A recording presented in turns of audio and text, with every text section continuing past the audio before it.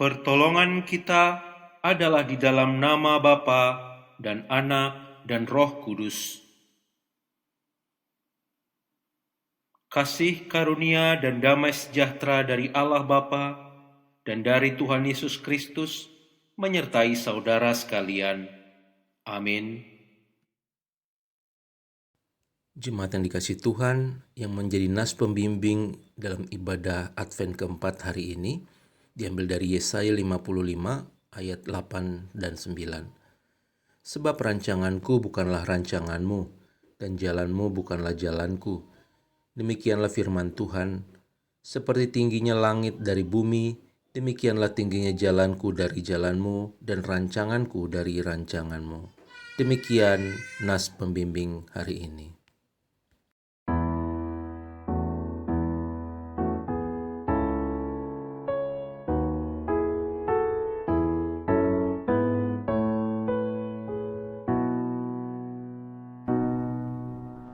Kau yang lama dinantikan, Juru Selamat datanglah, agar kami Kau sucikan dari dosa dan celah.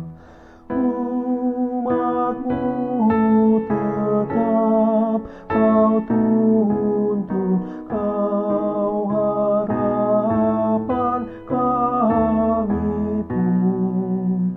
Bangsa dunia menunggu penghiburan kasih-Mu. Raja mulia, Kau lahir bagai anak yang lembut, agar kami Kau ajari kasih kerajaan-Mu.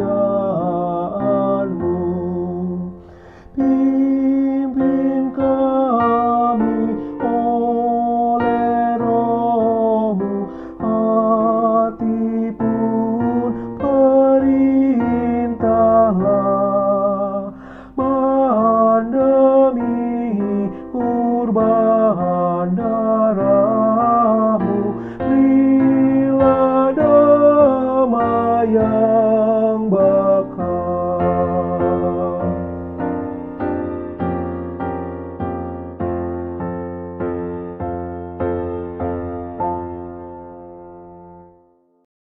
Saudara, mari kita berdoa mengakui dosa-dosa kita di hadapan Tuhan.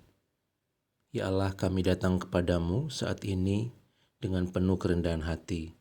Kami mau mengakui dosa dan pelanggaran kami, karena seringkali dalam kehidupan kami kecewa dan marah ketika kami melihat doa harapan kami tidak terjawab, apa yang menjadi impian kami tidak sesuai dengan apa yang menjadi rencana Tuhan dalam hidup kami. Padahal kami tahu rencana Tuhan adalah yang terbaik, terindah, bahkan melebihi apa yang kami pikir, melebihi apa yang kami bayangkan. Biarlah Tuhan, firman Tuhan mengajar kami untuk kami bisa menerima bahwa jalan Tuhan adalah yang terindah dalam kehidupan kami. Terima kasih Bapa, di dalam Kristus kami memohon. Amin. Untuk setiap kita yang sudah mengakui dosa dan pelanggaran kita di hadapan Tuhan, maka dengarkanlah berita pengampunan, anugerah buat kita semua. Diambil dari Mazmur pasal 100 ayat ke-5. Sebab Tuhan itu baik, kasih setianya untuk selama-lamanya, dan kesetiaannya tetap turun-temurun. Demikian berita anugerah, syukur kepada Allah.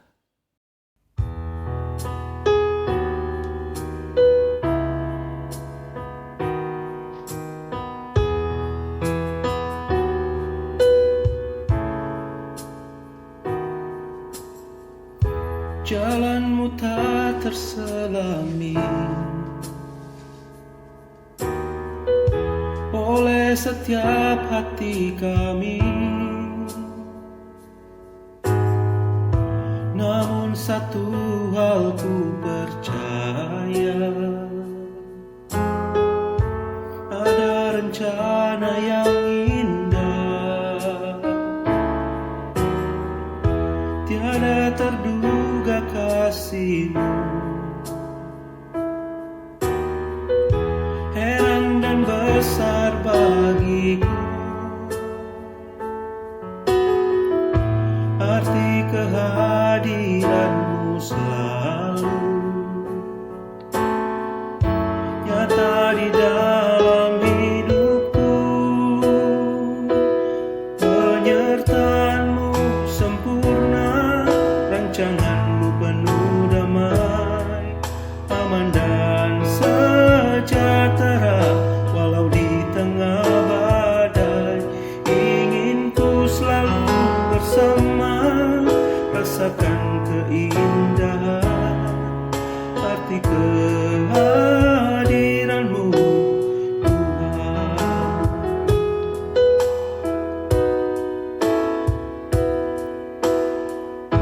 Jalan-Mu tak terselami oleh setiap hati kami. Namun satu hal ku percaya, ada rencana yang indah, tiada terduga kasih-Mu. Heran dan besar bagiku arti kehadiran-Mu selalu nyata di dalam hidupku. Penyertaan-Mu sempurna, rancangan-Mu penuh damai, aman dan sejahtera walau di tengah badai. Ingin ku selalu bersama, rasakan keindahan arti kehadiran-Mu, Tuhan. Penyertaan-Mu sempurna, rancangan-Mu penuh damai, aman dan sejahtera walau di tengah badai. Ingin ku selalu bersama, rasakan keindahan arti kehadiran-Mu, Tuhan. Arti kehadiran-Mu, Tuhan.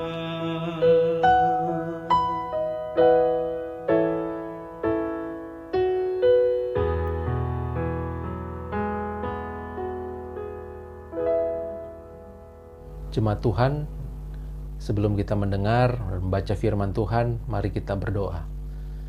Ya Allah, biarlah firman yang kami dengar, yang akan ditaburkan sebentar lagi, ini boleh menerangi hati dan pikiran kami, supaya kami semakin hari hidup menurut firman Tuhan. Berkati hamba yang tidak ada apa-apanya ini, Tuhan. Dalam Kristus kami memohon. Amin. Saudara-saudara, bacaan kita pada hari ini diambil dari 2 Samuel pasal 7 ayat 1-11. Ketika raja telah menetap di rumahnya dan Tuhan telah mengaruniakan keamanan kepadanya terhadap semua musuhnya di sekeliling, berkatalah raja kepada Nabi Nathan, "Lihatlah, aku ini diam dalam rumah dari kayu aras, padahal tabut Allah diam di bawah tenda." Lalu berkatalah Nathan kepada raja, "Baik, lakukanlah segala sesuatu yang dikandung hatimu, sebab Tuhan menyertai engkau." Tetapi pada malam itu juga datanglah firman Tuhan kepada Nathan demikian, "Pergilah, katakan kepada hambaku Daud, beginilah firman Tuhan, masakan engkau yang mendirikan rumah bagiku untuk kudiami? Aku tidak pernah diam dalam rumah sejak aku menuntun orang Israel dari Mesir sampai hari ini, tetapi aku selalu mengembara dalam kemah sebagai kediaman. Selama aku mengembara bersama-sama seluruh orang Israel, pernahkah aku mengucapkan firman kepada salah seorang hakim orang Israel yang kuperintahkan menggembalakan umatku Israel, demikian, mengapa kamu tidak mendirikan bagiku rumah dari kayu aras? Oleh sebab itu, beginilah kau katakan kepada hambaku Daud, beginilah firman Tuhan semesta alam, akulah yang mengambil engkau dari padang ketika menggiring kambing domba untuk menjadi raja atas umatku Israel. Aku telah menyertai engkau di segala tempat yang kau jalani dan telah melenyapkan segala musuhmu dari depanmu. Aku membuat besar namamu seperti nama orang-orang besar yang ada di bumi. Aku menentukan tempat bagi umatku Israel dan menanamkannya sehingga ia dapat diam di tempatnya sendiri dengan tidak lagi dikejutkan dan tidak pula ditindas oleh orang-orang lalim seperti dahulu. Sejak aku mengangkat hakim-hakim atas umatku Israel, aku mengaruniakan keamanan kepadamu daripada semua musuhmu. Juga diberitahukan Tuhan kepadamu, Tuhan akan memberikan keturunan kepadamu. Demikian pembacaan firman Tuhan, berbahagialah kita yang merenungkan dan melakukan dalam kehidupan kita sehari-hari. Maranatha. Jemaat Tuhan dan segenap umat Tuhan di mana saja berada yang menyaksikan taping ibadah Gemindo di Minggu Advent keempat ini, Shalom. Saya berdoa supaya di tengah-tengah kondisi pandemi ini kita tetap berharap dan berpengharapan di dalam Kristus. Saudara-saudara yang terkasih, saya ingin mengawali khotbah pada hari ini dengan mengangkat sebuah kisah. Pada suatu ketika ada 3 buah pohon yang tumbuh di lereng suatu bukit. Mereka membicarakan tentang harapan dan impian mereka di masa depan. Pohon yang pertama berkata, saya berharap saya akan menjadi sebuah kotak harta yang berharga. Saya akan menjadi tempat di mana diletakkan emas, perak, permata, dan barang-barang berharga lainnya. Kemudian pohon kedua berkata, saudara, pada suatu ketika saya akan menjadi sebuah kapal besar yang kokoh. Saya akan membawa para ratu dan raja-raja, mengarungi samudra dan berlayar ke ujung dunia. Setiap orang akan merasa aman di dalam diri saya yang kuat. Akhirnya pohon yang ketiga berkata, kalau saya ingin bertumbuh dan berdiri di tempat ini, kehadiran saya menjadi sebuah pohon yang paling tinggi dan paling tegak di daerah ini, sehingga orang dapat melihat saya di puncak bukit, dan itu menggambarkan tentang ciptaan Tuhan yang luar biasa. Saudara, setelah beberapa tahun mereka berdoa agar impiannya menjadi kenyataan, sekelompok penebang kayu datang ke situ, saudara. Seorang penebang kayu datang ke pohon yang pertama. Ia berkata, ini tampaknya pohon yang kuat. Saya pikir saya akan menjual kayunya pada seorang tukang kayu. Ia pun menebang pohon itu. Pohon pertama merasa bahagia karena ia merasa tukang kayu itu akan membuatnya menjadi sebuah kotak harta yang berharga. Pada pohon kedua, seorang penebang kayu lainnya berkata, ini tampaknya pohon yang kuat. Saya tentu bisa menjualnya kepada seorang tukang pembuat kapal. Pohon kedua juga merasa bahagia karena dengan cara itu ia mengira akan menjadi kapal yang perkasa. Ketika penebang kayu itu sampai pada pohon yang ketiga, pohon itu merasa cemas. Karena kalau ia ditebang, maka impiannya tak akan menjadi kenyataan. Salah seorang tukang kayu berkata, sebenarnya saya tidak menemukan sesuatu yang istimewa pada pohon ini. Tetapi ya saya tebang saja karena pasti suatu saat bisa digunakan. Maka ia pun menebangnya. Saudara, ketika pohon pertama tiba di tempat tukang kayu itu membuatnya menjadi sebuah kotak makanan untuk hewan. Ia menaruhnya di sebuah kandang dan mengisinya dengan jerami. Pohon pertama ini begitu kecewa. Ini sama sekali bukan hal yang diimpikannya dalam doa. Pohon kedua dipotong-potong dan dijadikan sebuah perahu nelayan yang kecil. Impiannya untuk menjadi sebuah kapal yang besar, yang kuat, ini tidak kesampaian. Dia tidak membawa raja-raja dan ratu-ratu mengelilingi samudra. Ia hanya sebuah perahu nelayan yang kecil. Pohon ketiga dipotong menjadi potongan-potongan besar dan dibiarkan saja di dalam kegelapan, saudara. Saudaraku yang terkasih dalam Tuhan Yesus Kristus, dalam perikop yang kita baca tadi, Daud sedang berada dalam masa kejayaan ketika dia ingin membangun rumah Allah. Karena diberkati Tuhan, karena Tuhan sudah menolong mereka, karena ia merasa perlu membangun rumah yang terbaik buat Tuhan. Tetapi apa yang terjadi, saudara? Keinginan baik Daud ini ternyata tidak disetujui oleh Tuhan. Ayat 5 dan 7, ayat 5 sampai 7, pernyataan Allah kepada Daud, "Masakan Daud yang membangun rumah untukku," kata Tuhan. Saudara, di sini kita melihat ada permainan kata yang digunakan oleh penulis. Kata rumah yang dalam bahasa Ibrani berbunyi artinya bait. Kata bait yang sama ini juga bisa berarti keluarga, saudara. Atau yang berarti keturunan, seperti yang kita temukan di dalam ayat 11. Jadi intinya maksud dari bacaan kita seperti ini. Tuhan berkata, "Jangan mendirikan rumah bagiku, tetapi aku akan membangun rumah," dalam arti keturunan, keluarga. Nah, saudara-saudara, yang Tuhan ingin bangun ini melampaui hal-hal materi semata. Ketika Daud memandang yang baik itu sejauh apa yang dia lihat, sebatas gedung, sebatas rumah, sebatas bangunan, fisik, materi, dan sebagainya. Tetapi Allah melihat jauh ke depan, saudara. Apalagi dihubungkan dengan masa Advent ini yang kita sedang jalani saat ini, perkataan Tuhan tentang rumah ini juga memiliki makna politis. Yakni ketika dihubungkan dengan kerajaan Daud, yang kita tahu di kemudian hari kerajaan Daud ini hancur. Khususnya sejak kerajaan Israel jatuh ke tangan Babel. Itu sekitar tahun 587 sebelum Masehi, saudara. Sehingga maksud atau janji Allah kepada Daud tentang keturunan tadi, di ayat 11 tadi, ini sesungguhnya mengarah juga kepada pengharapan tentang kedatangan Mesias. Jadi dengan kata lain, ayat 16 kalau kita baca, yang mengatakan bahwa keluarga dan kerajaan Daud akan kokoh untuk selama-lamanya, ini sebenarnya mengacu kepada pribadi Kristus. Inilah juga yang dilihat oleh murid-murid Yesus dalam Yohanes 7 ayat 42, bahwa kerajaan Allah akan datang dari keturunan Daud. Bukankah Yesus juga disebut anak Daud? Dia keturunan Daud, saudara. Dia Tuhan yang sebentar lagi akan kita rayakan dalam peristiwa lahirnya bayi Natal. Saudara, apa yang kita pelajari dari perikop ini? Saya ingin membagikan dua hal. Yang pertama, saudara, bahwa apa yang baik menurut manusia ternyata belum tentu menurut Allah. Ketika kita propose atau mengajukan sesuatu, walaupun itu baik menurut kita, tapi itu tidak selalu disetujui oleh Allah. Itu sebabnya, saudara, jangan langsung kecewa ketika keadaan yang terjadi itu tidak seperti yang kita harapkan atau kita doakan.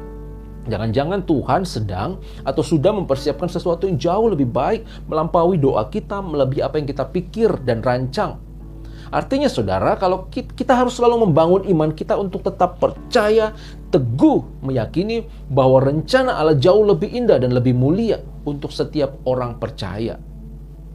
Itu sebabnya kalau kita saat ini, terlebih di masa pandemi ini, mengalami sesuatu yang sulit atau berat, tetap miliki iman percaya kepada Tuhan.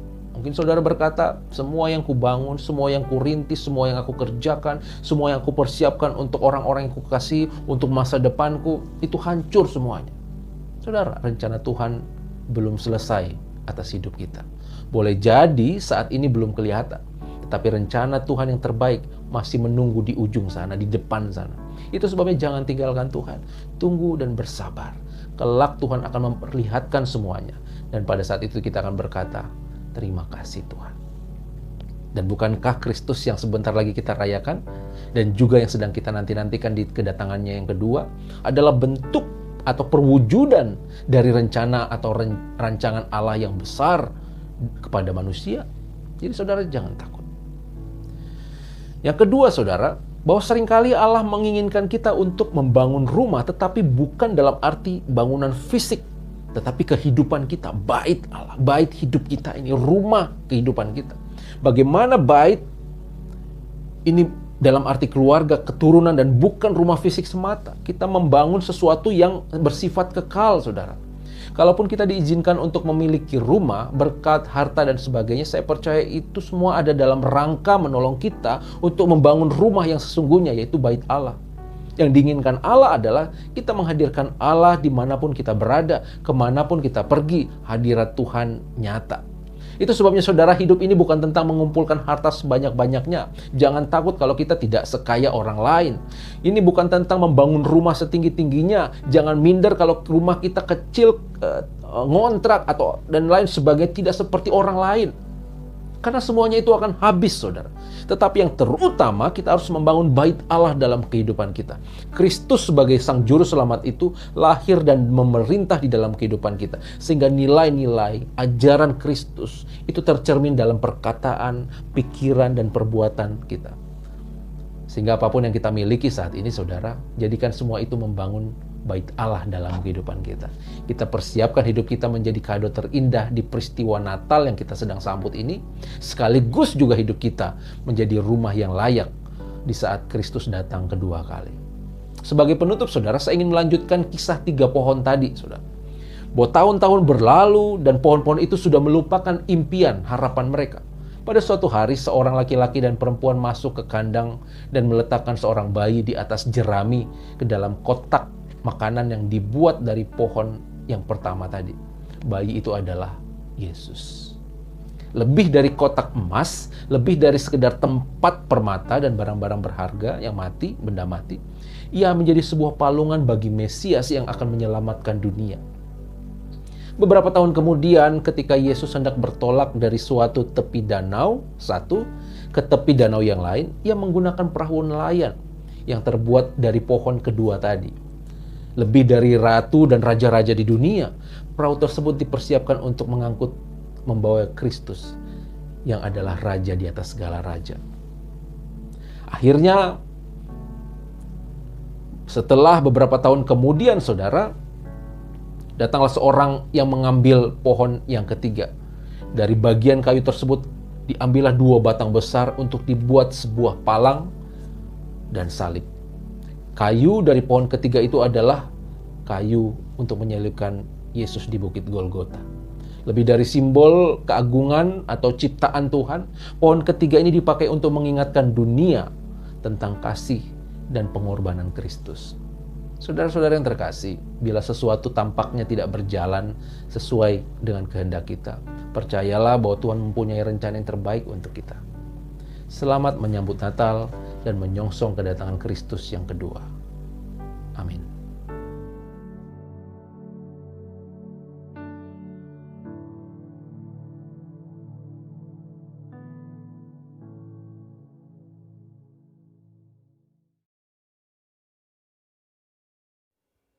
Jemaat yang terkasih, marilah kita mengucapkan pengakuan iman kita.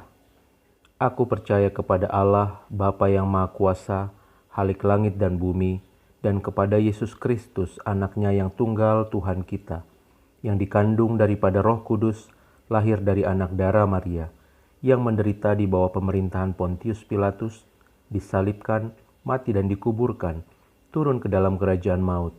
Pada hari yang ketiga bangkit pula dari antara orang mati, naik ke surga, duduk di sebelah kanan Allah, Bapa yang Maha Kuasa, dan akan datang dari sana untuk menghakimi orang yang hidup dan yang mati. Aku percaya kepada Roh Kudus, gereja yang kudus dan am, persekutuan orang kudus, pengampunan dosa, bangkitan daging, dan hidup yang kekal. Amin. Jemaat Tuhan, marilah kita menaikkan doa syafaat kita. Kita berdoa. Ya Allah, kami bersyukur kepada Tuhan karena firman yang boleh kami dengar. Kami diajar, diterangi untuk percaya, meneguhkan hati kami untuk melihat bahwa rencana Tuhan adalah yang terbaik dalam kehidupan kami. Meskipun kenyataan tidak sesuai dengan harapan kami, tapi kami bersyukur Engkau jauh merancangkan rencana yang lebih indah. Biarlah kami berjalan dengan iman atas setiap rencana Tuhan yang terjadi dalam kehidupan kami. Terima kasih Bapa. Kami mau berdoa untuk setiap jemaat Tuhan yang bergumul dalam berbagai macam hal, yang sakit. Kami mau berdoa untuk Bapak Suganda, Bapak Simanjuntak, Bapak Butar-Butar, Pak Rio Simanjuntak yang mengalami gangguan jantung. Kami berdoa juga untuk adik dari Bapak Aurisa yang dalam pemulihan, yang menjalani kemoterapi. Berdoa terus untuk Ibu Aurisa yang pemulihan dari lambungnya. Ibu Simanjuntak Boru Hasibuan yang terus menjalani proses kemoterapi. Tuhan, kami berdoa, biarlah Tuhan untuk saudara-saudara kami yang sakit ini, Tuhan yang memulihkan dan menyembuhkan. Bahkan mungkin ada jemaat atau umat Tuhan di mana saja yang menyaksikan video atau taping ibadah ini yang mengalami sakit, kelemahan dalam tubuhnya. Tuhan, kami berdoa, biarlah Engkau menjamah. Tidak ada perkara yang terlalu sulit, Tidak ada penyakit yang terlalu sukar untuk disembuhkan oleh Tuhan. Itu sebabnya kami dengan iman membawa saudara-saudara kami yang sakit ini, jamah sembuhkan. Kalaupun mereka harus menjalani sakit ini dalam waktu yang tertentu, Tuhan berikan iman, kekuatan, pengharapan, sukacita di dalam mereka berjuang mengalahkan sakit yang mereka derita ini. Terima kasih Bapa, kami mau terus berdoa untuk gereja Tuhan, Gemindo, gereja-gereja Tuhan, PGI, lembaga-lembaga Kristen. Tuhan berkati supaya kehadiran lembaga Kristiani ini sungguh-sungguh membawa pengharapan, membawa kasih kebenaran di tengah-tengah dunia ini. Kami tidak sibuk membangun gereja dalam arti fisik, tetapi kami harusnya disibukkan dengan menghadirkan kerajaan Allah di tengah-tengah dunia ini. Terima kasih ya Bapa, kami mau terus berdoa untuk situasi bangsa, corona, pandemi COVID-19 yang melanda Indonesia. Tuhan kiranya Engkau memulihkan. Kami bersyukur untuk kemungkinan ada vaksin yang akan akan dibagikan kepada masyarakat dalam rangka pemutusan rantai COVID ini. Biarlah Tuhan Engkau yang memberikan hikmat bijaksana buat setiap orang-orang yang dipercaya untuk mengurusi, para ilmuwan, para BPOM yang sedang uji klinis tentang vaksin ini, bahkan juga ketika didistribusikan kepada seluruh rakyat Indonesia, biarlah ini boleh berjalan dengan baik. Kami rindu Tuhan, kami bisa keluar dari kondisi pandemi ini dan kami bisa menjalani kehidupan secara normal seperti dahulu. Terima kasih Bapak, kami berdoa untuk tim medis, orang-orang yang berjuang di garis depan. Tuhan memberikan semangat, kekuatan, kesehatan, ketahanan buat mereka. Berdoa untuk bangsa Indonesia ini yang mengurusi banyak sekali hal, belum lagi masalah radikalisme, terorisme, bahkan masalah sosial yang berhubungan dengan dampak dari pandemi ini. Tuhan, kami bawa ke dalam tangan-Mu pemerintah bangsa kami, presiden, para menteri, para pemerintah daerah, siapapun Tuhan yang memiliki wewenang atau dalam hal mengambil kebijakan. Tuhan memberikan hikmat bijaksana supaya kehadiran mereka, setiap keputusan yang diambil itu mendatangkan kebaikan bagi seluruh rakyat Indonesia. Terima kasih Bapa. Inilah doa permohonan kami naikkan di dalam nama Tuhan Yesus Kristus yang mengajar kami berdoa. Bapa kami yang di surga, dikuduskanlah nama-Mu, datanglah kerajaan-Mu, jadilah kehendak-Mu di bumi seperti di surga.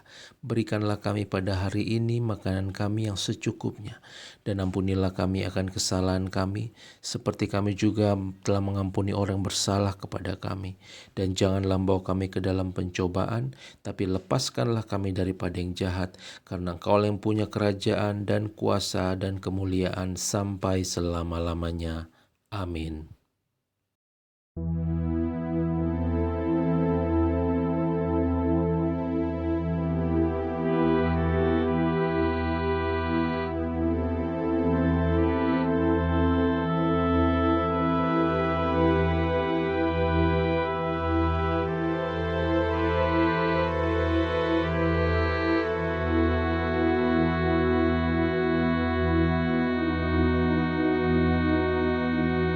O surya bagi datanglah, dan jiwa kami hiburlah. Halaukanlah gelap seram, dan bayang-bayang mau kejam. Bersoraklah,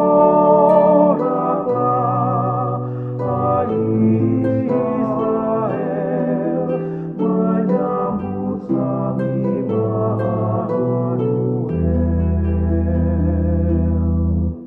O kunci Daud datanglah, gapura sorga bukalah, tutuplah jalan seteru, supaya selamat umatmu bersorak.